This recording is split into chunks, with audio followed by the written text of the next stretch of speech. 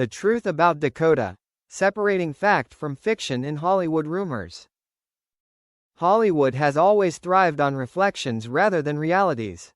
Its stories shimmer like mirages, inviting the world to believe that every glance between actors contains a secret, every silence hides a heartbreak, and every smile is a confession. In this city of curated images and whispered myths, Dakota Johnson learned early that truth was rarely the loudest voice in the room. She grew up surrounded by stories that were not hers. Before she could fully define herself, headlines did it for her. Daughter of icons, heir to a cinematic legacy, Hollywood royalty. These labels followed her like shadows, stretching and shrinking depending on the light. Yet behind them stood a woman who longed not for mythology, but for something quietly real. Dakota understood that fame was not a single moment but a tide. It came in waves, premieres, interviews, red carpets, and then the undertow of speculation that pulled at her private life. The public never seemed satisfied with her work alone. They wanted love stories, betrayals, secrets. They wanted her heart laid bare, translated into headlines that could be consumed and discarded. It was during one such wave that her name became permanently intertwined with another, Jamie Dornan. From the outside, it looked inevitable. Two actors cast as lovers in a globally obsessed franchise, bodies choreographed into intimacy, emotions rehearsed until they appeared effortless. Audiences watched their characters fall in love, fight, break, and reunite. Somewhere between fiction and repetition, viewers began to believe that something real must exist underneath. Hollywood, after all, had taught them that chemistry could not be faked. But Dakota knew better than most that chemistry was a language actors learned fluently. It did not require love, only trust. And trust, while profound, was not romance. When she first met Jamie, there was no spark that crackled like fireworks. Instead, there was recognition. Not attraction in the traditional sense, but a shared awareness of the strange path they were walking. They were about to become faces attached to a phenomenon larger than either of them. That understanding formed a bond that felt solid, grounding, and deeply human. On set, their connection was practical before it was emotional. They spoke about boundaries, about respect, about how to survive scenes that demanded vulnerability in front of dozens of strangers.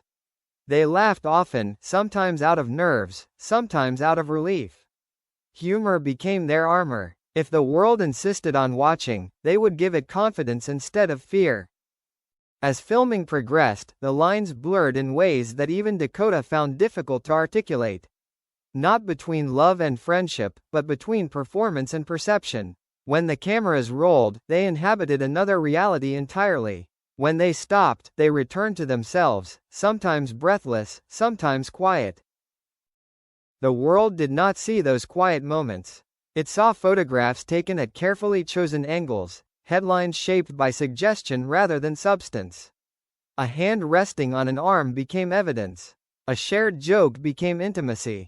Absence became conflict. Presence became confirmation. Rumors followed them like a parallel script, written by strangers who believed proximity equaled passion. Dakota read some of it, despite promising herself she would not. Curiosity was a human flaw she had never fully conquered. Each article felt like a distorted mirror, reflecting a version of herself she barely recognized. What hurt most was not the speculation itself, but the certainty with which it was delivered. The public spoke as if they knew her heart better than she did.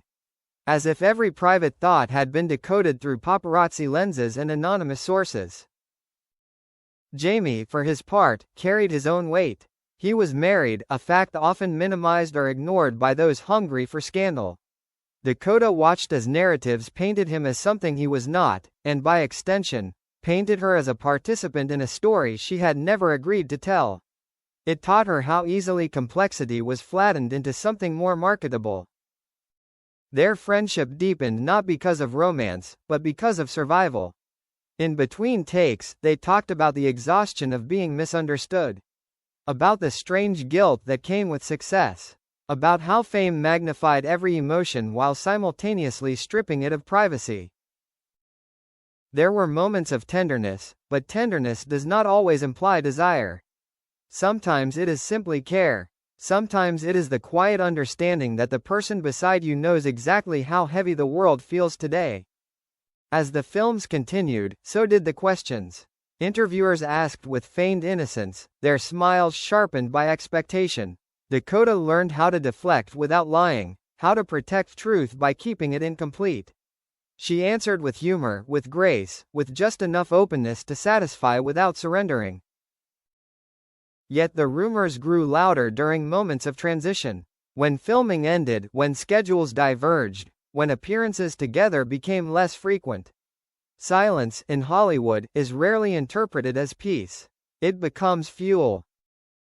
Headlines shifted from speculation of romance to whispers of fallout. Had something happened between them? Had closeness turned to resentment?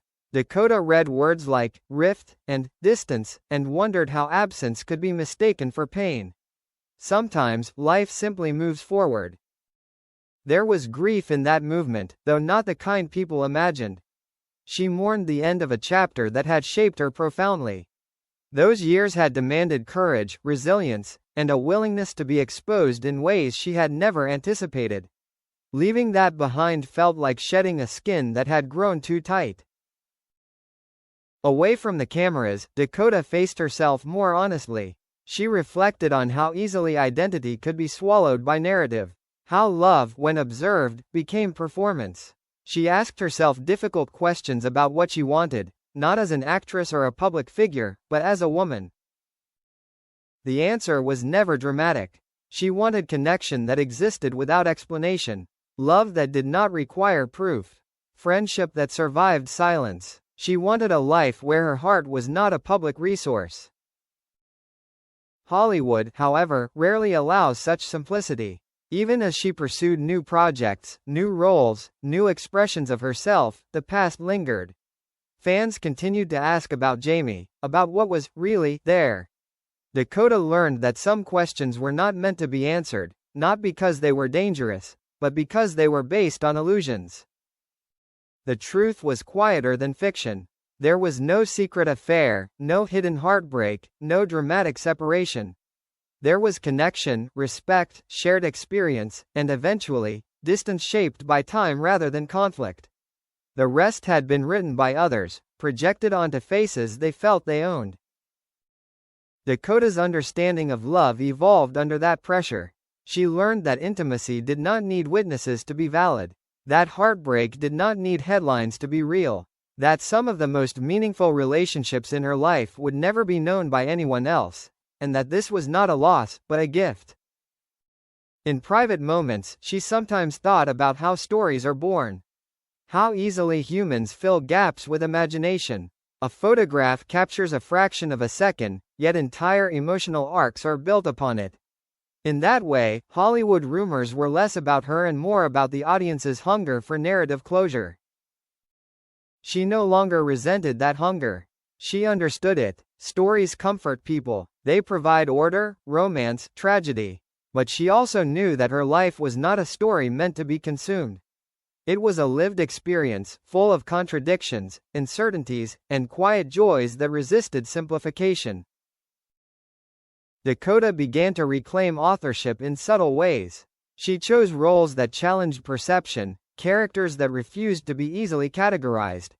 She spoke more openly about discomfort, about boundaries, about the emotional cost of visibility. Each choice felt like a small rebellion against the myth-making machine. And still, the rumors persisted. New names replaced old ones. New speculations bloomed and faded. Dakota watched them with growing detachment. She had learned that attention was not intimacy, and that being seen was not the same as being known. The truth about Dakota was never hidden. It was simply unremarkable to those seeking spectacle. It existed in the spaces between headlines, in the friendships that endured without explanation, in the love that remained unnamed because it belonged to no one else. As for Jamie, he remained a chapter defined by collaboration rather than romance. A reminder that deep connection can exist without crossing into myth.